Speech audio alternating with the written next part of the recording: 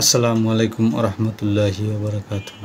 সম্মানিত দর্শক, হেফাজতে ইসলাম নিয়ে আমি বেশ কয়েকটি এপিসোড করব এবং এই এপিসোডগুলোর ভিতরে কারো থেকে দাঁড় করা কোনো তথ্য নয়। আমার নিজের চোখে যেটা দেখেছি সেটাই আমি বর্ণনা করব।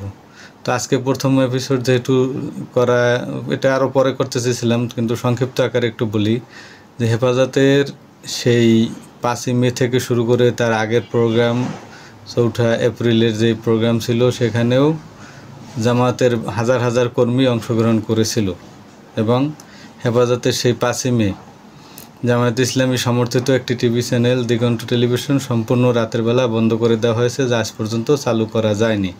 এটাও জামায়াতের একটা ক্ষতি। দ্যাট ক্রেডিট নেওয়ার জন্য না, হেফাজতের সেই 5ই মে বিকেলবেলা কাকরাইল মোড়ে আমি ওই দিক থেকে পল্টন মোড় থেকে শত শত আহত হেফাজত কর্মী আঘাতপ্রাপ্ত হয়ে গুলিবিদ্ধ হয়ে রক্তস্রোত অবস্থায় কাকরাইল মোড়ে এসেছে।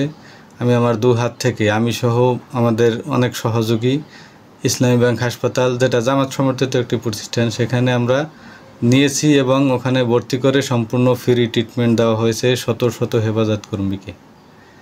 শুধু এটাই নয়, হেফাজতের সেই যারা মামলা মোকদ্দমায় জড়িত ছিল শত শত হেফাজত কর্মীর মামলা জামায়াত ইসলামীর আইনজীবীরা সম্পূর্ণ বিনা টাকায়, সম্পূর্ণ ফ্রি, এমনকি একটা চায়ের বিনিময়ও নাই, সম্পূর্ণ ফ্রি মামলাগুলো লড়েছেন।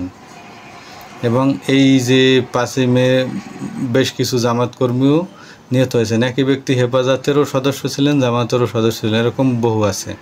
কিন্তু আমার নিজের হাতে আমি অন্তত শতাধিক হেফাজত কর্মীকে দু হাত দিয়ে ধরে ইসলামী ব্যাংক হাসপাতালে নিয়ে গেছি। কাকরাইল মোড়ের শাখায় যদি আজও কেউ দরকার হয়, যদি সেই ভিডিও ফুটেজ থাকে দেখে নিতে পারেন। আমার সাথে অনেক কর্মীও ছিল আমার, এবং সেই তাদেরকে ট্রিটমেন্টের ব্যবস্থা করেছি সম্পূর্ণ বিনা টাকায়, সেখানে তাদের চিকিৎসা করা হয়েছে।